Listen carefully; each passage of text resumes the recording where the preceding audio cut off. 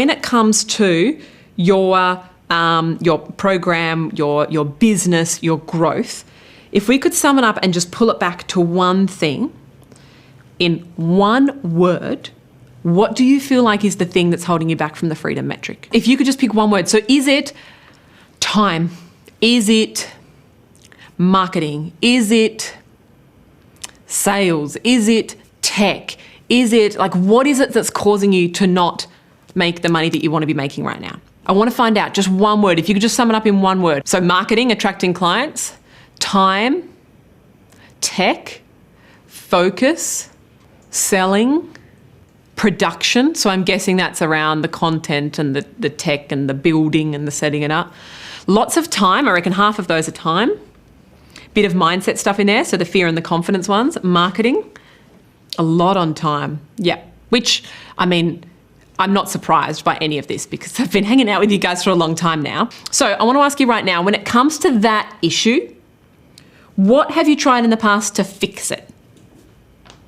What have you done in the past? What have you tried in the past? What have you implemented in the past to try and fix it? I've taken courses, okay? So you've tried to teach yourself. You've tried to learn how to do it. Totally. I've tried to reduce my working days to get some balance back in. A lot of you, courses, coaching, networking, just working more, working all hours. Tried to upskill, just tried to step into it and do it myself. Bit of trial and error there. Tried to become more focused, tried to block out time, tried to get more coaching, got more mentoring on this, tried to teach myself. Until we analyse the problem, we can't figure out the solution. We know the broad brushstrokes of the problem. We know what you've tried in the past. Can I find out how painful this problem is? How long have you been struggling with this? If you've just said time, how long have you been struggling to create the time and run your schedule in a way that actually allows you to grow your business? Or if you've said marketing, how long have you been working on attracting customers for your business? How long? Again, no judgment here. Because if we go and all talk about the things that are doing really well, fantastic, like we were doing yesterday, but now I want to focus on the things that aren't doing so well so we can fix them, right? How long have you been trying on it? Have you, I was going to say weeks or months, years. I'm not surprised by that because I know I struggled on a lot of these things myself for too long. Years. How much have you spent? Can I find out in the chat box? How much have you spent trying to fix this problem? In coaching or courses or mentors, or how much have you spent? 8 years, a few months, 2 years, more than 7 months, 6 months, the last 4 to 6 weeks, 35 years. How much have you been spending on it? Thousands, 75K, Roxy, 80K. Lots, thousands and thousands, 15,000, 10,000, 100,000. Yeah, I think the person, I've never found someone who's done more. I think the person who shocked me the most was the woman who had spent $400,000 on learning how to grow her business. I was like, stop it. Let's actually find out what the actual problem is and just get the solution for that. Because this is getting crazy. $400,000. Yep. But I'm glad that no one's beaten that number yet because that's a ton of money. Come close to $100,000. I hear you. Well, I think that was Becky.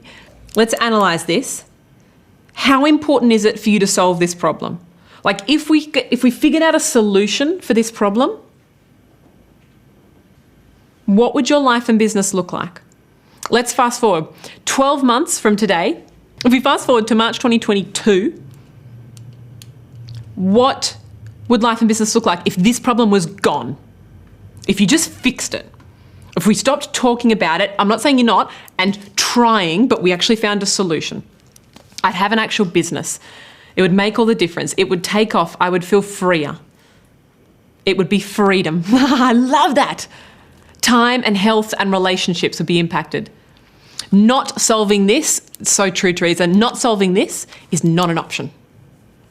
I will be free. Like, I just need to have us all sit in this moment for a bit, because there's a thing of if we walk out of this and we don't see what the problem is and change it, you're going to be back here at the next weekend away with the same problem.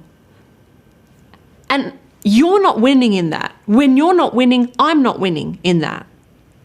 When you're not winning, your family isn't winning in that. When you're not winning, your clients aren't winning in that, right? Like, you know what I mean? Like, there's no point to doing this whole thing if we're not in a very different place at the next weekend away. So I feel like we need to make the decision that this issue, this problem, is going to be fixed once and for all. And in the short term, we're going to do whatever it takes to make that happen. We're not going to dabble. We're not going to try.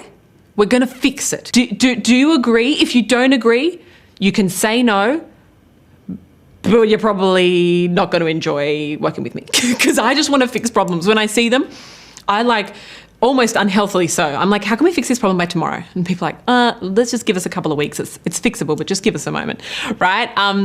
Are we on the same page that this is not going to be your problem at the next weekend away? I'm okay for you to have a different one.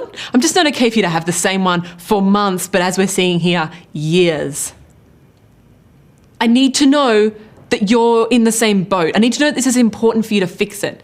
Not because you want to build a business, not because you want to get rid of the problem, because you want what those two things will help you achieve. Profitable lifestyle business. Okay, so what I want to do right now is have a look at these main problems and tell you my priorities, what they would be if I had to fix this problem, because I fix all the problems that you just sent in the chat box.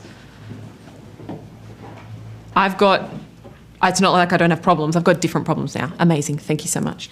Okay, so if we were to look at the main ones that were coming in, the main problems we were looking at from that chat box, I would say are time,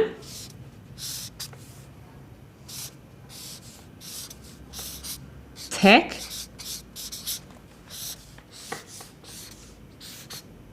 marketing, you fixed my problem by training my daughter.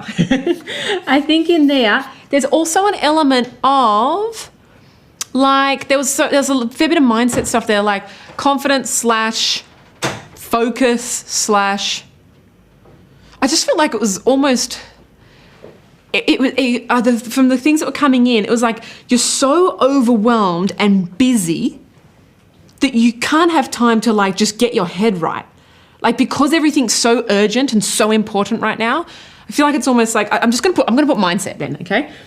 Because I feel like there's, overwhelm and focus and confidence and you know what? I reckon all the people that are saying confidence, I reckon it's because there's a deeper problem that hasn't been fixed for years and you're just like, well, maybe I can't. Because if you've been trying to fix the same problem, I'm okay if it's a different problem, but if you've been trying to fix a similar problem for more than a few weeks and you're not confident you have a solution that's working, you're going to lose confidence, you're going to lose heart, you're going to lose hope, right? So I'm going to use a red pen for this. Here are the processes. Can you close the door for me? Thank you. Here are the processes that I would use when it comes to approaching all of these. And I've been making some notes as well in terms of the things that I'll be doing here. So first things first, when it comes to time, the first thing that I normally do that I need to fix is I need to figure out what the value is for my time. Is there anyone here think it's unreasonable that my first one-on-one coaching program, like, do you think this is a reasonable price point? $2,000 for 6 weeks of one-on-one coaching, which was 6 one-hour calls. Does anyone think that that's absurd? Most people in the room here think that if they've got a good program that they're running, they can do, I can see Carmen that one, they can do 6 weeks of 1 hour calls. So what's that? 6 hours, $2,000. Think that's confidence? I think that, are you confident that, that's what you're able to charge and what you'd be able to deliver? Let me know in the chat box. Yes. $2,000 for 6 1 hour one-on-one calls. Like, pretty intimate opportunity to chat with me, right? Think it's fair? Yes, that's a bargain. Okay, good. I thought you were saying no, that's too much. I'm like, no, that's fair, you guys. Good. Okay, so what does that work out to be per hour? 2,000 divided by 6 is what, $333.33? Now, you've got 24 hours in your day, you've got 7 days in your week, I've got the same. I can't create more of that. What I can do is figure out where you're spending your time and whether that's making you money. We've just figured out that if you're in a coaching call, 1 hour of your time realistically can be worth easily $333. So what did you spend time on this week? What did you spend an hour on this week that maybe you didn't make $333 for? I know that I could spend 2 days on tasks that are low-level tasks that definitely won't generate me $333. Let me give you an example. Lead magnet. Who here in the room has lately designed a lead magnet? And if so, how long did you spend creating the lead magnet? You know, like a PDF, a checklist, a template, a downloadable, something like that. How long did you spend creating, how many hours did you spend creating the lead magnet? Again, judgment-free zone. I just want us to all just sit around a table, figure this out together, right? Let me know in the chat box because we need to change the mindset when it comes to this. How long did you spend building a lead magnet? I know for me, I used to spend all this time in my inbox, as in 3 hours a day in my inbox. There we go. 2 weeks, a few hours. Some weeks, probably about 10 hours. 3 hours, 6 hours, 10 hours, 3 days. I'll just take maybe an average of that is around the 10-hour mark. So for a lead magnet, if you could get paid $333 just for being in a coaching call, or you could choose to be in a lead magnet, planning, building, creation time, you're looking at that lead magnet has essentially cost you 10 hours that could have been spent on a high-value task. So this lead magnet has cost you $3,000. You know what I'm saying? We've got to start respecting our time. Once we value our time and realize that your hourly rate, I'm not saying you charge by the hour, but it should work out to be that you should be spending, you should be generating $250 minimum for every hour that you're spending in your business. And if you're doing a task that isn't generating that, you shouldn't be doing it. You shouldn't. I'm not saying it's not done. I know they all have to be done. I'm not unrealistic, but you shouldn't be doing it. Someone else should. Okay, so that's the biggest one when it comes to time. When it comes to tech, right? When it comes to tech, we need to make sure that you are, I believe when it comes to tech, that you've kind of got 3 main options when it comes to tech. When it comes to almost all of these problems, there are 3 main reasons why why tech might be a roadblock. One is you don't have the skills. One is you don't have the time, and one is you don't have the confidence. Do you reckon? Is there any other reason why you wouldn't be getting the tech done? I think for most of it, it's this. But for some of us, it's it's so out of my genius zone that I can't even learn the skills because I'm putting it off. I'm procrastinating. I can't even focus and dedicate attention to this right now. Because it's just such a mental roadblock. I'm I don't want to learn how to build a portal, right? It may be confidence. It may just even be interest. I don't want to. I don't want to learn how to build a portal. I'm either not interested or I feel super nervous stepping into this, right? So when it comes to tech, we need to get one of these 3 things sorted. And I'll tell you in a minute about the process in how we can get all of this done and get all of this off your plate. But they're one of the 3 things. I want you, if you've selected tech or if that's in your top 3 problems, I want you to decide which of these 3 things it is. They're all valid. They're all okay to have one of these as your 3 problems, but we need to know what it is. Analyze yourself. Do you just not have the time? If you had the time, you'd be fine. You'd be able to learn how to do it, all that kind of stuff. Do you just not have the skills and you feel like you can't do it? And you've been trying for a while and you just cannot seem to be able to get this thing running. Or maybe it's I'm procrastinating, I'm putting it off because I couldn't care less about tech. Doesn't interest me, or I'm terrified by it. And then the last one here is marketing. Again, same kind of issues. Don't have the skills and need to learn them, don't have the time, and don't have the interest or confidence. And my only thing at this point, when I was looking at the solutions, there are absolutely ways that you can solve so many problems with coaching, with mentorship, with courses like you've been investing in. But there's a point when you've got to realize if that's working. For some of you who've had these same problems for years, whatever you're currently doing If you're not seeing a change in that problem, if you're like seeing it's a problem, but you're seeing it start to go in a different direction, cool. But if you're not feeling confident in that problem and a solution to that problem today, we need to try something different. All right? And that's the whole reason why we set up Outsourced Doers. So the whole point of Outsourced Doers is when it comes to time, every single low-value task on your to-do list, you hand away. You do what you do best. You let your doer do the rest. Right? So that's why we've trained our doers in 150 plus tasks that every female entrepreneur needs to grow her business, right? We talked about this briefly yesterday. So time, this means that when you go to do a task, this is, someone was just asking me today, how did you outsource to Janelle in the beginning? And I was like, literally, Steph in the other room was just asking me, and I said, I started valuing my time.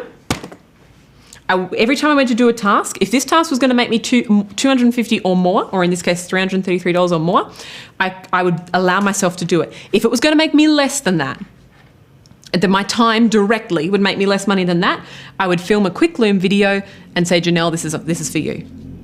Right? And then Janelle would do the task, send a Loom back teaching me how to do it. The Loom is like a free video recording tool, so that I know that he got it. And I'm like, great, I'm never doing that job again myself.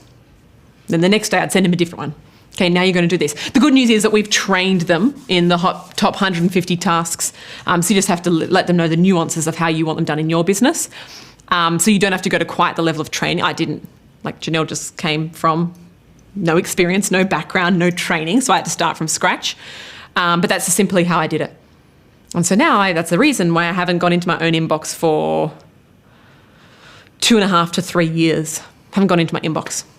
Don't have one. Haven't gone into social media accounts for 2 years probably. All right, that's why. Haven't scheduled my own appointments for years. When it comes to tech, right? When it comes to tech and the way that we can solve this problem is, I'm just going to say, if you haven't solved this problem and it's been more than a few weeks, there's a chance that it's this, or this. Right? Particularly if you've given it a shot or you've had a crack and you feel like it's just not your thing, can we just stop pretending like it'll become your thing and let someone else do it? Can we just hand it over? Because the longer we sit on it, the further we are away from hitting the freedom metric. Okay? So that's the whole point. In Outsourced Doers, we show you all the ways that you can save time. These are the things like the email inbox. We make sure that they're all outsourced in the first 90 days. So email inboxing, Facebook group management, accounts receivables, sending out emails, just like there's so many little daily things that you had to do, like what Luke was talking about this morning, reporting and tracking things, rescheduling people's appointments, just all that random stuff. We get that off the plate first, as quickly as possible. At the same time, we also have a look at what tech things have you still not launched. Is it your calendar still hasn't been connected? Is it you're still not taking automated payments?